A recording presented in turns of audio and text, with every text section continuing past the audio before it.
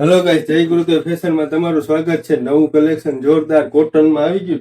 2 પીસમાં super duper variety. જો ખરેખર આમાં વેરાયટીમાં ઘટે નહીં એવી વેરાયટી છે. સાઈડમાં આવી રીતે લેસ આવશે, ગળામાં પટ્ટી આવશે અને સ્લીવમાં સોબર વર્ક આવશે. જોરદાર મિરર વર્ક આવશે, પ્લસ બેક સાઈડમાં પણ વર્ક આવશે.